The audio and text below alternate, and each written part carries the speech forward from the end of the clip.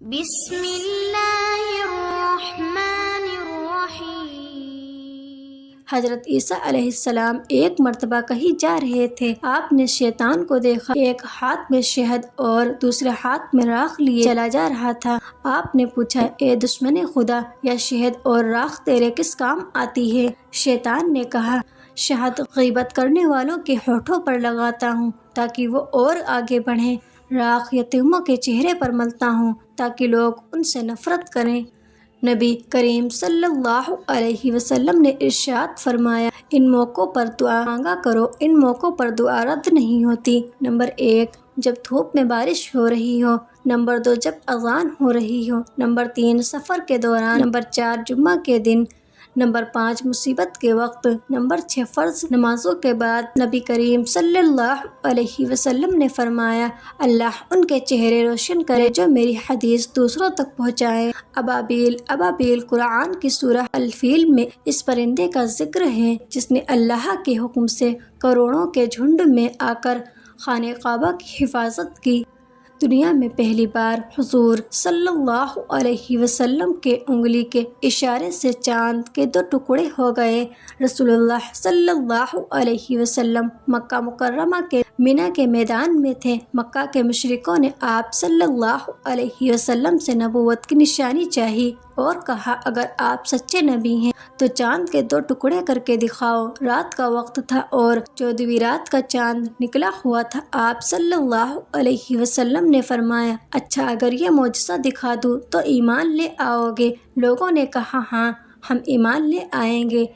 نبی کریم صلی اللہ علیہ وسلم نے اللہ تعالیٰ سے دعا کی اور شہادت کی انگلی سے چاند کی طرف اشارہ فرمایا۔ اس وقت چاند کے 2 ٹکڑے ہو گئے، ایک ٹکڑا ابو قبیس پہاڑی کی طرف، دوسرا ٹکڑا کیکان پہاڑی کی طرف تھا۔ سبحان اللہ۔ اذان کی شروعات کیسے ہوئی؟ حضرت محمد صلی اللہ علیہ وسلم نے اپنے صحابہ سے رائے مانگی کہ لوگوں کو نماز کے لیے کیسے بلایا جائے، مطلب ان کو کیسے پتہ چلے کہ ٹائم ہو گیا ہے۔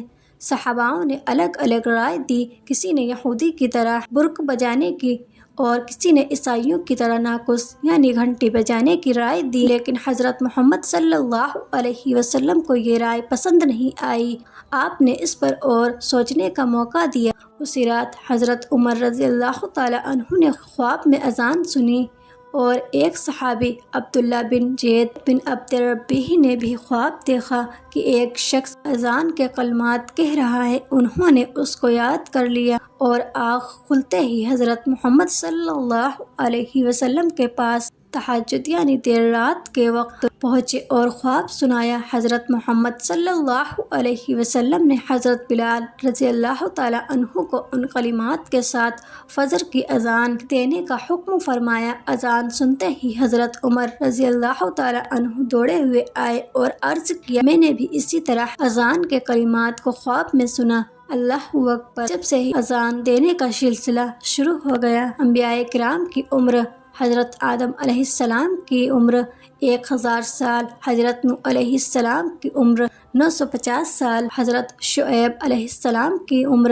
882 سال، حضرت صالح علیہ السلام کی عمر 856 سال، حضرت ادریس علیہ السلام کی عمر 336 سال، حضرت ہود علیہ السلام کی عمر 265 سال، حضرت یعقوب علیہ السلام کی عمر 209 سال، حضرت زکریا علیہ السلام کی عمر 207 سال، حضرت ابراہیم علیہ السلام کی عمر 195 سال، حضرت سلیمان علیہ السلام کی عمر 150 سال، حضرت اسماعیل علیہ السلام کی عمر 137 سال، حضرت موسیٰ علیہ السلام کی عمر 125 سال، حضرت اسحاق علیہ السلام کی عمر 120 سال، حضرت ہارون علیہ السلام کی عمر 119 سال، حضرت داؤد علیہ السلام کی عمر 115 سال، حضرت یوسف علیہ السلام کی عمر 110 سال، حضرت عیسیٰ علیہ السلام کی عمر 95 سال، حضرت محمد صلی اللہ علیہ وسلم کی عمر 63 سال۔